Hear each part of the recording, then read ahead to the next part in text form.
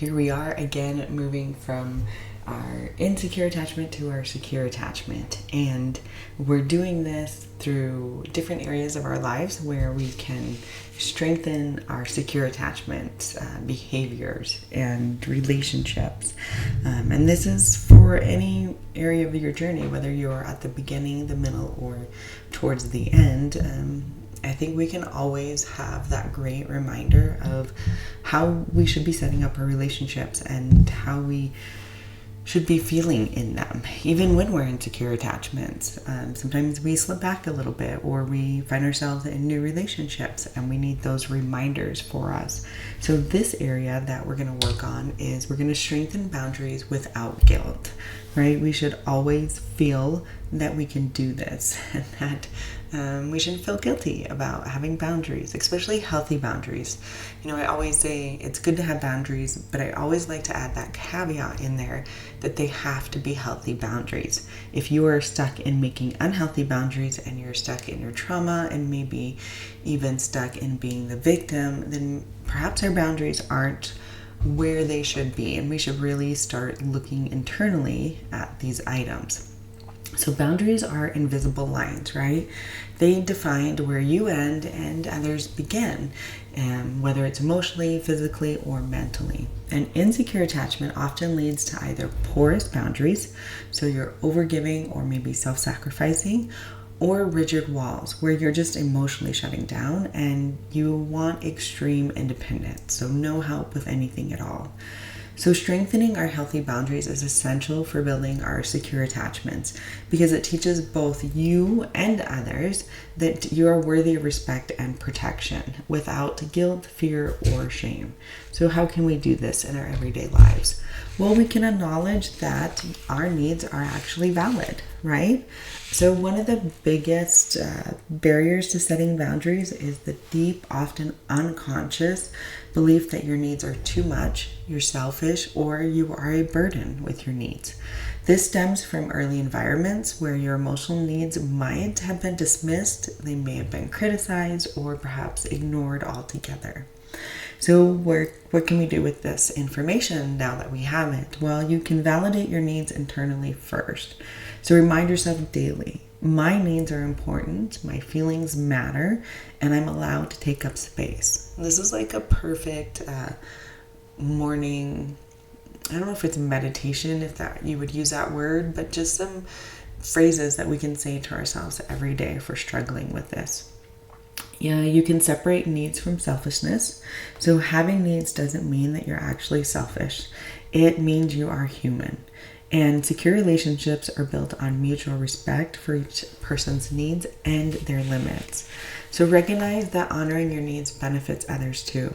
So when you protect your energy, you show up more authentically. You're sustainable and you're loving in your relationships. It's really important that we honor ourselves, because then we are showing up authentically in who we are. And then we're picking those people who like us for us, and not just for maybe the show that we're putting on instead. So a key practice here is when a need arises, instead of suppressing it, pause and say to yourself, it's okay that I feel this. It's okay that I want this.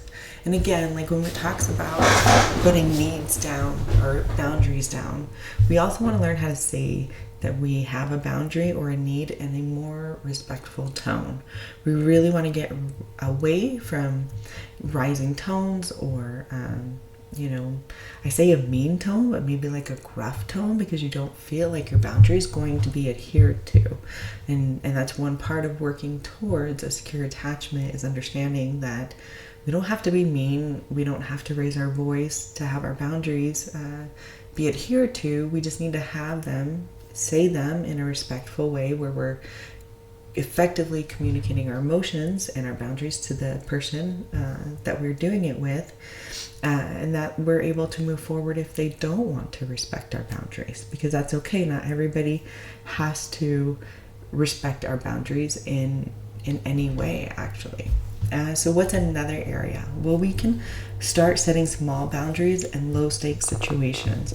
So if we're setting boundaries feels terrifying or guilt inducing, start small. right? You don't have to start by confronting your most intimidating relationships or making huge declarations. Think of boundary setting like strength training. You start with light weights and build up over time. Which is a great metaphor because everything takes time and we all do this a little bit at a time. Nothing comes super quickly or super fast for a lot of people. So how do we practice this in everyday life? Well, we can practice saying no to minor things. So an example would be declining an invitation to an event you don't really want to attend, or asking a friend to reschedule when you're tired. Voice small preferences. So instead of deferring automatically, try, I'd actually prefer to eat at this restaurant instead, or I need a few minutes before we dive into that conversation, which I think that is a really great one because sometimes we can allow past emotions to get in our way or past trauma when we're trying to have a conversation. And even like a text message, if we receive a text message that triggers us or an email, the best thing to do is to just set it aside and go do something else and then come back to it, and leave our emotions out of those things, because for one, they never come across great in text, right? And for two, it just complicates the conversation when we do that. So you can also set time or energy boundaries. Practice phrases like, I can chat for 15 minutes, but then I need to focus on my work. So the key practices here are set one micro boundary each day. Even something as simple as not answering a text immediately if you're not ready. And of course, you can go even slower than that. Maybe you do one a week, and then you do 2 a week, just depending on how you feel and how comfortable it is. There's no timeline and there is no race in life. So what is another area that we can work on strengthening our boundaries without guilt? Well, we can stay consistent when it feels uncomfortable for us.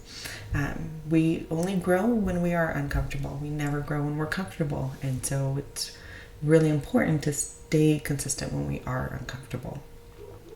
Boundary setting will often feel uncomfortable at first, especially if you're used to people pleasing or self-abandoning for connection. Discomfort does not mean you're doing something wrong. It means you're growing. Remember, we grow when we are uncomfortable. That's why a lot of people stop growing in life, because once they hit those bumps, it's really hard for them to keep pushing past. But if you push past, you're going to be a lot farther than other people. So how do we practice this every day? Well, we can expect emotional discomfort and we can plan for it.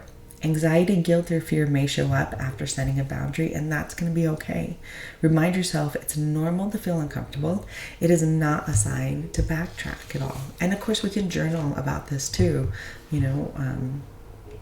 Journal about before you have to make a boundary, and just kind of put down how that feels and how maybe you'll feel in the moment when you do that. That might help as well. So don't over-explain or over-apologize. Resist the urge to justify your boundary in excessive detail. A simple, respectful explanation or none at all is enough. I'm not available for that, or that doesn't work for me, right? We don't have to make excuses and we don't have to explain ourselves to other people. Reaffirm your decision to yourself afterwards. After setting a boundary, especially if someone pushes back, validate your choice internally. It was right to honor my limit, and their reaction is about them, not me. Pretty important to understand that when we start setting healthy boundaries, people will react, but it's not necessarily us that they're reacting to, right? They've got their own trauma and their own issues, and it could be triggering something in them that they have to work on themselves. Another way to do this too is role play. Find someone that you're safe with, or an empty chair, and you go back and forth. You're you on one set chair, and then you respond how the person you think would respond in the other chair, and you physically move to that chair, and that may help also to learn how to be a little bit more comfortable in the uncomfortableness because you've already practiced it. So a key practice is, after setting a boundary, celebrate it, even if it feels messy. You are teaching yourself that it's safe to protect your well-being, and we should honor that and celebrate that. So final thought in this: strengthening boundaries is about building self-respect, emotional safety, and resilience. So each time you acknowledge your needs, set a small boundary, and stay consistent, you lay another brick in the foundation of a securely attached, confident, and self-honoring life. So, comment section, my favorite part. Do you have a hard time with this? Do you feel guilty? Does it make you really uncomfortable? Is there some fear here? Have you tried to set a boundary and then it didn't work out because the other person overreacted? Did you try again? Did you just stop? I'd like to hear your comments. I'm pretty sure everybody else would too, because again, we learn by others' examples. And perhaps you have something else to offer that somebody may need. So drop a comment below and let's get the conversation started.